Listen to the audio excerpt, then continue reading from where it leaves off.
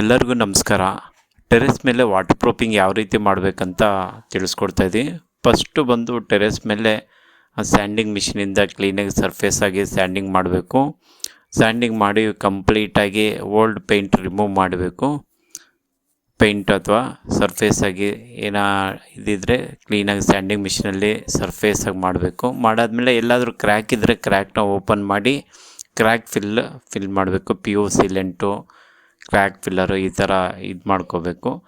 ಆದಮೇಲೆ ಕ್ಲೀನಾಗಿ ಎಲ್ಲ ಕ್ಲೀನ್ ಮಾಡಿ ಒಂದು ಕೋಟು ಒಂದು ಡ್ಯಾಮ್ ಶೀಟ್ ಪ್ರೈಮರ್ ಅಪ್ಲೈ ಮಾಡಬೇಕು. ಅಪ್ಲೈ ಮಾಡಾದಮೇಲೆ 4 ಗಂಟೆ ಬಿಡಬೇಕು. ಚೆನ್ನಾಗಿ ಡ್ರೈ ಆದಮೇಲೆ ಫಸ್ಟ್ ಕೋಟ್ ಬಂದು ಡ್ಯಾಮ್ ಪ್ರೂಫು. ಅದರಲ್ಲಿ 20 ಲೀಟ್ರಿಗೆ ಬರೀ 4 ಲೀಟ್ರು ನೀರು ಮಿಕ್ಸ್ ಮಾಡಿಕೊಂಡು, ಇಲ್ಲ ನೀರು ಮಿಕ್ಸ್ ಮಾಡ್ದಿರೂ ಡೈರೆಕ್ಟಾಗಿ ಅಪ್ಲೈ ಮಾಡ್ಬೋದು ಫಸ್ಟ್ ಕೋಟು. ಮತ್ತು ಸೆಕೆಂಡ್ ಕೋಟು ಬಂದು 4ರಿಂದ ಒಂದು 6 ಅವರು ಡ್ರೈ ಆಗಲಿಕ್ಕೆ ಬಿಡಬೇಕು. ಚೆನ್ನಾಗಿ ಡ್ರೈ ಆದಮೇಲೆ ಸೆಕೆಂಡ್ ಕೋಟ್ ಅಪ್ಲೈ ಮಾಡಬೇಕು. ಅಪ್ಲೈ ಮಾಡಿದ್ಮೇಲೆ ಚೆನ್ನಾಗಿ ಡ್ರೈ ಆದಮೇಲೆ ಅದು ಕನಿಷ್ಠ ಪಕ್ಷ ಮಿನಿಮಮ್ ಒಂದು 5ರಿಂದ 7 ವರ್ಷ ಲೈಫ್ ಬರುತ್ತೆ. ತುಂಬ ಚೆನ್ನಾಗಿರುತ್ತೆ. ಮತ್ತು ಯಾವುದೇ ರೀತಿ ಲೀಕೇಜ್ ಇದಾಗಲ್ಲ. ಯಾಕಂದರೆ ತುಂಬ ಚೆನ್ನಾಗಿರುತ್ತೆ. ವಾಟರ್ ಪ್ರೂಫಿಂಗು ಡ್ಯಾಮ್ ಪ್ರೂಫು ಅಪ್ಲೈ ಮಾಡ್ಬೋದು.